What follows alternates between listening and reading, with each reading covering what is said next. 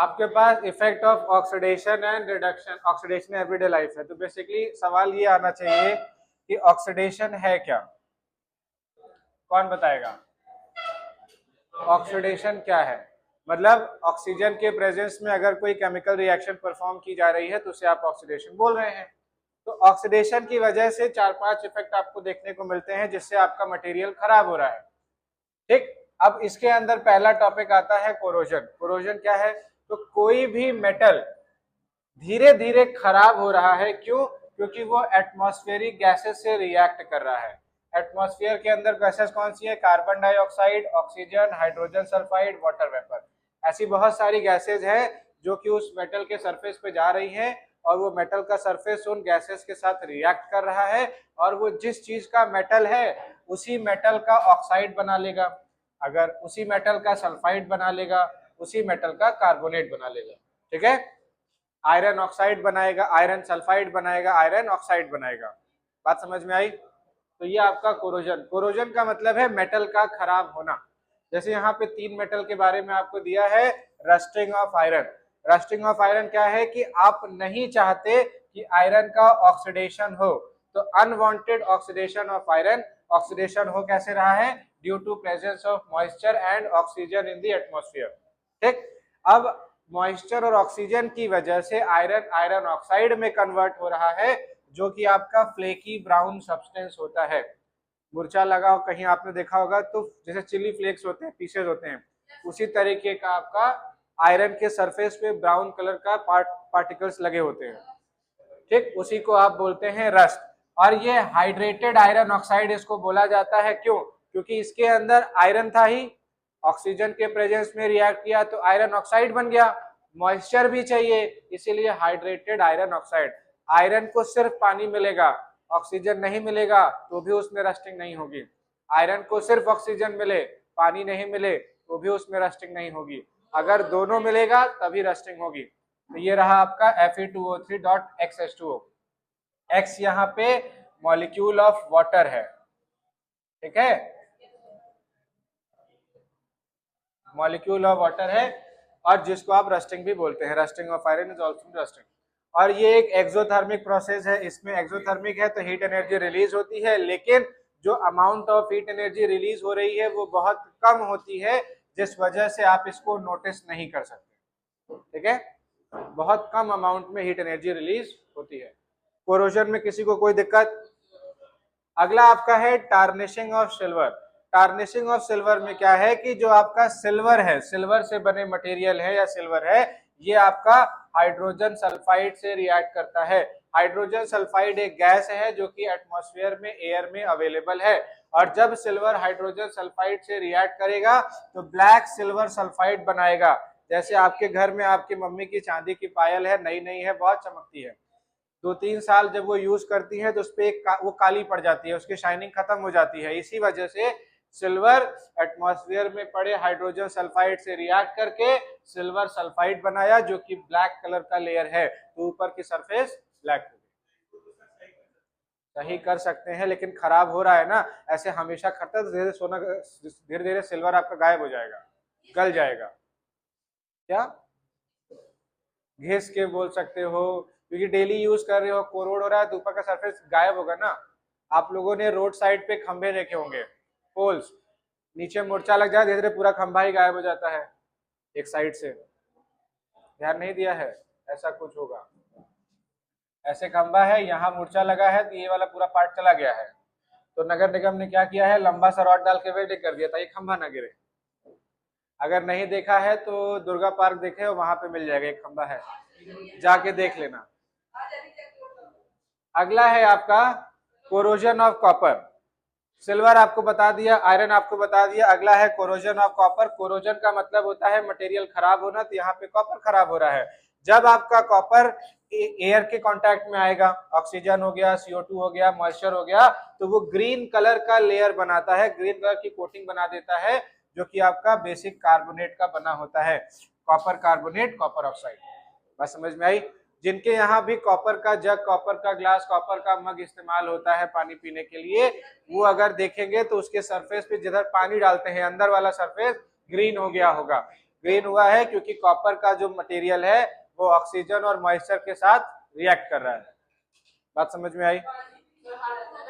पानी मॉइस्चर हो गया, हवा में गैसेज हो गई, दोनों आपस में रिएक्ट करेगा तो ग्रीन का लेयर बना देगा। नहीं, लेकिन कॉपर आपका खराब कर रहा है, धीरे धीरे आपका कॉपर का मटेरियल पतला होता जाएगा। पीने के लिए ही रखा जाता है, वो वाला पानी पीने से आपका डाइजेशन सही रहता है, ब्लोटिंग नहीं होता है, ब्लड शुगर लेवल कंट्रोल रहता है, इम्यूनिटी बढ़ती है, बेनिफिशियल होता है। अगला है कि अब आपके पास खराब होने के 3 तरीके दे दिए गए, कोरोजन के 3 तरीके दे दिए गए। अब आपके पास आता है कि इसको बचाए कैसे। तो बचाने का बेसिक सा तरीका क्या है कि आप जो कोरोजन सब्सटेंस है उनको बचाने के लिए आप उस पर पेंट लगा दीजिए, ऑयल लगा दीजिए, ग्रीस लगा दीजिए। ये तीनों ही केस में जब आप लगा रहे हैं तो आप उस मटेरियल को एयर से और मॉइस्चर के कॉन्टैक्ट से अलग कर रहे हैं। अगर कहीं सरफेस पे पेंट कर दिया तो पानी नहीं जाएगा, जब पानी नहीं जाएगा तो मॉइस्चर नहीं गया, पानी नहीं जा पा रहा है, हवा भी नहीं जा पाएगा, जब मॉइस्चर और एयर उसको मिलेगा नहीं तो उसमें रस्टिंग नहीं होगी। पहली चीज, प्लास्टिक की कोटिंग कर दीजिए भाई, हाँ तेल लगा दोगे तो पानी नहीं जाएगा ना। किसी भी मटेरियल पे आप ऐसा देखिए, आप साइकिल चलाते हैं, साइकिल जब बनवाने गए होंगे तो साइकिल की चेन पे मोबिल डला होता है, आप उस पर पानी डालो, पानी उस पर रुकेगा नहीं, और अगर रुकता है तो ड्रॉप बन रुकता है, पानी इस पर चिपकता नहीं है। आप ऐसे झाड़ दोगे पूरा पानी गायब हो जाएगा। आगे, गैल्वेनाइजेशन एक प्रोसेस है और एलॉइंग है। एलॉइंग में होता क्या है कि आप एक मटेरियल में दूसरा मेटल मिला देते हैं जिससे उसमें रस्टिंग नहीं होती है। ठीक है, आप लोगों ने अशोक पिलर का एग्जांपल देखा होगा, आयरन पिलर जो दिल्ली में है, पढ़ा होगा, हिस्ट्री में पढ़ा होगा। उसमें आज तक मूर्छा नहीं लगा है क्योंकि उसके अंदर कुछ और मेटल्स मिलाए गए हैं जिसकी वजह से उसमें रस्टिंग नहीं हो रही है। ठीक है, यहां तक समझ में आया? अब ये जो सारे प्रोसेस है ये रस्टिंग या कोरोजन को क्यों रोक रहे हैं, क्योंकि ये सबसे इंपॉर्टेंट है कि कट ऑफ कर देते हैं मेटल को एयर और मॉइस्चर से। जब एयर मेटल को एयर या मॉइस्चर नहीं मिलेगा तो उसमें रस्टिंग या कोरोजन नहीं होगा। ये हम मेटल खराब होने की बात कर रहे थे तो हमने बोला कोरोजन। अब हम खाना खराब होने की बात करेंगे तो हम बोलेंगे रेंसिडिटी। वहां मेटल ऑक्सीजन से रिएक्ट कर रहा था तो कोरोजन ऑफ मेटल बोला। यहाँ आपका जो खाना है, जो फूड है, फूड के अंदर फैट प्रेजेंट होता है, ऑयल प्रेजेंट होता है, ये फैट और ऑयल ऑक्सीजन से रिएक्ट करेगा, ऑक्सीडेशन करेगा और खराब हो जाएगा। बात समझ में आया? ऑयल नहीं रहेगा तो खराब नहीं होगा।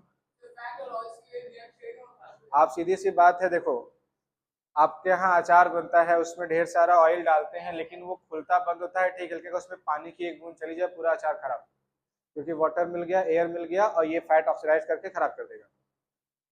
ऑयल क्या काम किया, आपको पहले बताया गया कि ऑयल मॉइस्चर और वाटर को अंदर आने से रोकता है तो लंबे समय तक चलता है, लेकिन ऑयल ऑक्सीडाइज करता है। ऑयल रहेगा, उसके अंदर मॉइस्चर भी है, आप मॉइस्चर डालोगे तो धीरे धीरे वो फर्मेंट धीरे धीरे खराब होता है, एक दिन में नहीं होगा। ऑयल की कमी की वजह से फंगस लगता है। आपका अचार रखा है, नीचे ऑयल है, ऊपर एकदम सूख गया है तो ऊपर फंगस लगता है, नीचे नहीं लगता है। हाँ, तो बेसिकली यहाँ पे जो आपका फूड है उसके अंदर ऑयल या फैट जो अवेलेबल है वो ऑक्सीडेशन परफॉर्म कर रहा है तो वो खराब हो जाता है। खराब होगा तो आपको अनप्लीजेंट ओडर मतलब स्मेल देगा और खाने का टेस्ट भी चेंज हो जाएगा और ये ह्यूमन के कंजप्शन के लिए अच्छा नहीं है। ठीक है, अब इसको बचाने के कई सारे तरीके आपको दिए हैं। पहला है वैक्यूम पैकेजिंग, मतलब आप अपने फूड को वैक्यूम पैकेजिंग करिए, उसमें सारी हवा निकाल लीजिए। आप लोग जैसे काजू बादाम ऑनलाइन अगर मंगाते हैं तो वो एकदम चिपका हुआ होता है, पॉलीथीन से पूरा काजू चिपका हुआ एकदम, मतलब उसकी पूरी की पूरी हवा ही निकाल ली गई है, और जब उसको ऑक्सीजन या एयर मिलेगा ही नहीं तो वो खराब नहीं होगा, नहीं होगा। खराब होने के लिए हवा चाहिए, जब हवा है ही नहीं, बिना हवा के कोई माइक्रो ऑर्गेनिज्म जिंदा ही नहीं रहेगा। आप मॉल में जाइए, मॉल में आपको एक पैकेट मिलेगा किसी मटेरियल का जो कि फूला होगा, उसके अंदर एक्सपायरी डेट लिखी होगी, क्योंकि उसके अंदर या तो आपका मिलाया गया होगा एंटीऑक्सीडेंट, या तो आपका एंटीऑक्सीडेंट मिलाया गया होगा, ये रहा एडिंग ऑफ एंटीऑक्सीडेंट, और या तो नाइट्रोजन। अगर पैकेट बहुत पुराना है तो धीरे धीरे वो पिचकने लगता है, मतलब नाइट्रोजन गैस लीक कर रही है। तो नाइट्रोजन गैस लीक कर रही है मतलब हवा आ रही है बाहर तो अंदर भी जा रही होगी, तो वो खराब होगा। एंटीऑक्सीडेंट कुछ टाइम तक खाने को खराब होने से रोक सकता है, लेकिन आपने उसमें से पूरी की पूरी हवा ही निकाल ली, अब उसके अंदर कुछ और है ही नहीं, तो फिर वो जल्दी खराब नहीं होगा।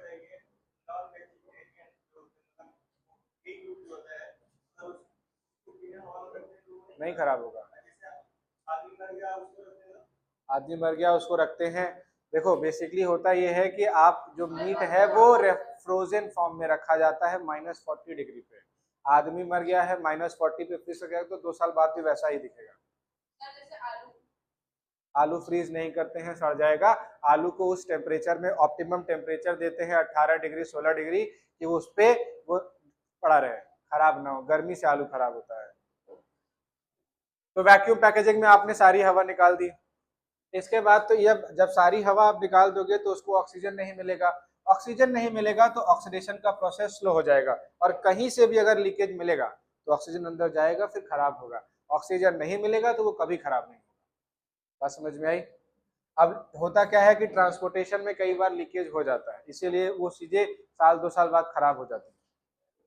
ठीक है, अगला है रेफ्रिजरेशन। आपने मीट का नॉन जितना भी मीट है, फिश है, ये सब अलग अलग दुनिया में एक्सपोर्ट किया जाता है, उसको कंज्यूम किया जाता है महीने भर बाद भी, क्योंकि वो फ्रोजन फॉर्म में होता है। ठीक, एंटीऑक्सीडेंट आप मिला देते हैं, BHA है, ब्यूटाइल हाइड्रोक्सी एनिसोल। ये एक एंटीऑक्सीडेंट है जिसको आप आजकल जो मार्केट में पैकेज्ड फूड आते हैं, अचार हो गया, जैम हो गया, उसके अंदर मिला के आता है, सॉस वगैरह में। और इसी वजह से इसकी लाइफ होती है कि 9 महीना 12 महीना 2 साल तक खराब नहीं होगा, उसके बाद ये खराब हो जाएगा। हार्मफुल होता है, आप कंज्यूम करेंगे धीरे धीरे आपको नुकसान पहुंचाएगा। अगला है फिलिंग फूड विद पैकेज्ड, इधर food packet with nitrogen gas. अब आपने यहाँ पे सिर्फ गैस निकाली, गैस निकाली तो आपका ऑक्सीडेशन कम हुआ, खराब होने के चांसेस कम हुए। आपने नाइट्रोजन भर दिया, नाइट्रोजन भर दोगे जब आप, तो नाइट्रोजन अनरिएक्टिव गैस है, अंदर पड़े खाने से नाइट्रोजन रिएक्ट ही नहीं करेगा। अब अंदर पड़े खाने से जब नाइट्रोजन रिएक्ट नहीं करेगा तो वो खाना जल्दी खराब नहीं होगा। इसीलिए आपने रिमूव द अवेलेबल ऑक्सीजन और उसके बाद उसको ऑक्सीजन को रिप्लेस किया नाइट्रोजन से। बात समझ में आई? जो आपके चिप्स के पैकेट्स आते हैं वो ऐसे ही है, ऑक्सीजन निकाला गया, नाइट्रोजन फिल किया गया, तो वो जल्दी खराब नहीं होते हैं। अगला है एब्सेंस ऑफ लाइट। फूड खराब होता है क्योंकि वो लाइट के प्रेजेंस में है। लाइट के कांटेक्ट में या लाइट के प्रेजेंस में जब आप कोई चीज रखते हैं तो उसे एक ऑप्टिमम टेम्परेचर मिलता है, जिससे केमिकल रिएक्शन तेज हो जाती है। जैसे आप दही जमाते हैं या डोसा का डो बनाते हैं तो उसको आप सनलाइट में रखते हैं ताकि फर्मेंटेशन प्रोसेस तेज हो जाए, ठीक है, या कर्डलिंग प्रोसेस तेज हो जाए। तो लाइट से आप बचा के रखेंगे तो आपको ऑक्सीडेशन नहीं होगा, तो रेंसिडिटी से आप बच सकते हैं। फ्रिज में रख सकते हैं, फ्रिज में भी रख सकते हैं, कोई दिक्कत नहीं है, इतने में कोई दिक्कत। ये सब अलग अलग है। आपसे 5 नंबर का पूछेगा, define rancidity and it's prevention method. हो गया, 5 नंबर का पॉइंट आपके पास तैयार है, पता है, ठीक है। एक पॉइंट और बोलना था। अब आपके पास ये कुछ केमिकल रिएक्शन दिए गए हैं, ये केमिकल रिएक्शंस आपको ध्यान देने हैं। कैल्शियम ऑक्साइड आपने कई बार पढ़ा है, कैल्शियम ऑक्साइड चूना वाटर से रिएक्ट करेगा तो कैल्शियम हाइड्रोक्साइड स्लेट लाइम और हीट रिलीज करेगा। लेकिन आपको ये नहीं याद था कि क्विक लाइम क्या होता है और स्लेट लाइम क्या होता है, इसलिए इसको लिखवाया है। तो ये आपको याद कर लेना है, क्विक लाइम का मतलब कैल्शियम ऑक्साइड, स्लेट लाइम का मतलब कैल्शियम हाइड्रोक्साइड। कोई दिक्कत? इसका इस्तेमाल आप वाइट वॉशिंग में करते हैं, पेंट करते हैं, गांव में या शहरों में चूना की पुताई होती है, उसमें प्राइमर नहीं है। घर में चूने से आप पेंटिंग करवाते हैं तो घर ठंडा रहता है। चूना अपने आप को हील कर सकता है, मतलब दीवार पे अगर कहीं क्रैक आया है तो उस क्रैक चूना अपने आप भर लेगा, आपको ज्यादा काम नहीं करना है। पुट्टी आजकल वो ट्रेडिशनल बन गया है कि हमको फिनिशिंग देनी है तो बस कंपनी ने एडवर्टाइज किया है। पुराने जमाने घर में चूने से ही पुताई होती है। गांव में अभी अगर आज भी आपके गांव में कुछ फंक्शन पड़ता है, जो पुराना घर है, नया भले आपने महल बना लिया है, लेकिन जो पुराना कुछ लोग रहते हैं क्योंकि दादा परदादा वाला घर तोड़वाते नहीं है, भले उसमें कोई न रहे, उस घर में चूने की पेंटिंग होती है, आपका पेंट काम नहीं करेगा और वो घर ज्यादा ठंडा रहता है। कोचिंग में वही वही है, वाइट सीमेंट। हाँ नेक्स्ट टाइम चूने से करवाएंगे। अगला है आपका कैल्शियम हाइड्रोक्साइड COH2। जब 2-3 दिन ऑक्सीजन कार्बन डाइऑक्साइड के कांटेक्ट में रहता है, ठीक, कैल्शियम हाइड्रोक्साइड 2-3 दिन जब आपका CO2 के कांटेक्ट में रहता है तो कैल्शियम कार्बोनेट और वाटर बनाता है। ये केमिकल रिएक्शन आपको याद रखना है, ये मार्बल के काम आता है, ठीक। मार्बल का फॉर्मूला है कैल्शियम कार्बोनेट। बात समझ में आया? ये वाला जो मेन है, ये सब नाम आप लोग याद रखिएगा, नाम जरूरी है। कार्बन ऑक्सीजन के साथ रिएक्ट किया तो आपका CO2 बना, ये आपको नॉर्मल प्रोसेस लगा। और हाइड्रोजन ऑक्सीजन के साथ रिएक्ट किया तो आपका H2O बना। सवाल मेरा आदित्य से ये है कि ये कौन सा टाइप ऑफ रिएक्शन है, ये मत बोलना कि मैं चला गया था,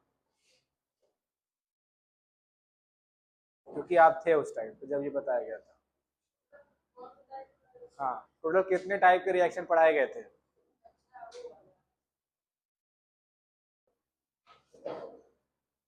कितने लोग? हाँ, केमिकल इक्वेशन, वेरी गुड। कितने लोग को आता है, हाथ उठाएं, देख लो। उज्जवल,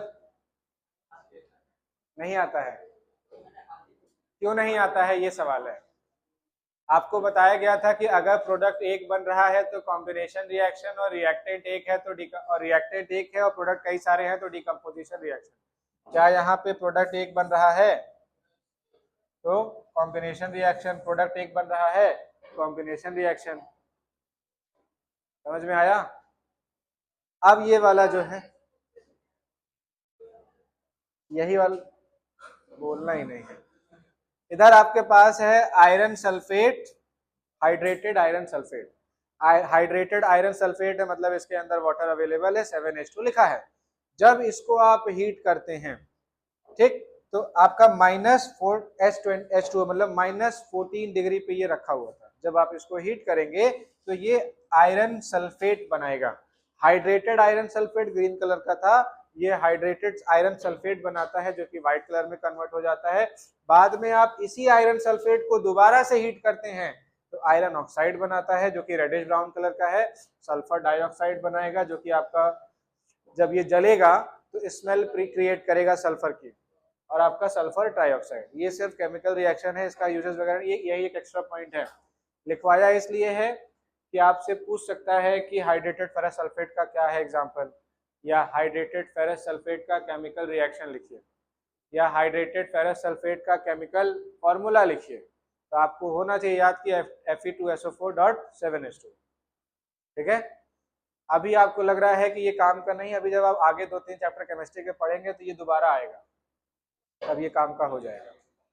अब जो सवाल है ये आदर्श से है, पहला वाले में बताएगा कि कौन ऑक्सीडेशन कर रहा है कौन रिडक्शन कर रहा है, तो 2 ही चीज पूछा है।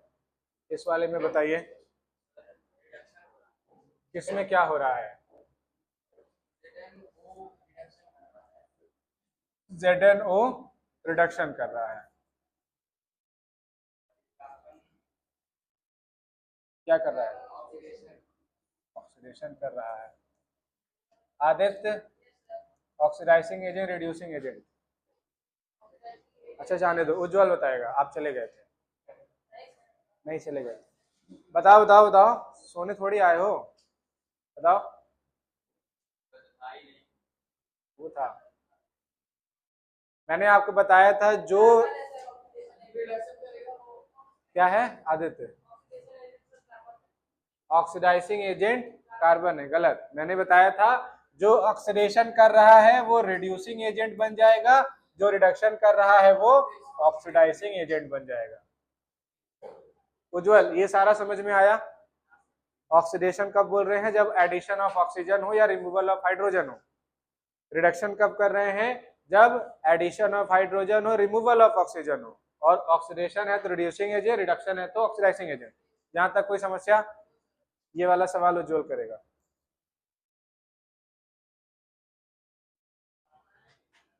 बताना है इसमें क्या हो रहा है। MnO2 कहाँ जाए, कहाँ जोड़े हम? इसमें जोड़े, उसमें जोड़े, किसमें जोड़े? पहले में MnO से Cl2, क्या हुआ? ऑक्सीडेशन या रिडक्शन? रिडक्शन, क्योंकि ऑक्सीजन था और यहाँ ऑक्सीजन नहीं है तो रिडक्शन हो गया। इसको कहाँ ले जाएं, वाटर के पास या क्लोरीन के पास?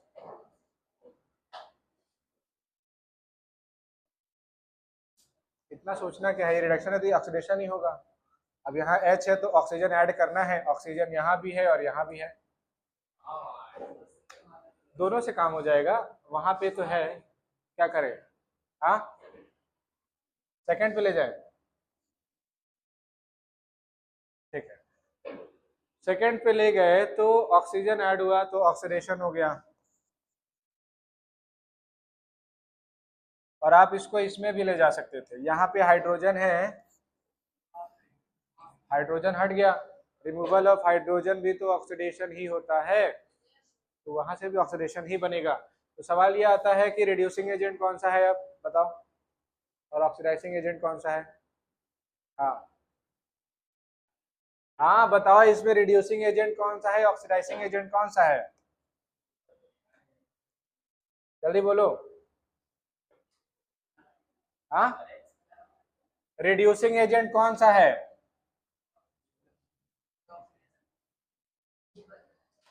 ये क्या है, रिड्यूसिंग एजेंट है या ऑक्सीडाइजिंग एजेंट है? हाँ, रिड्यूसिंग कैसे? जब मैं बोला हूं कि जो रिड्यूस कर रहा है वो ऑक्सीडाइजिंग एजेंट बनेगा, और ये वाला, इतना दिमाग आप लोग लगा लेते हो, ठीक है, समझ में आया?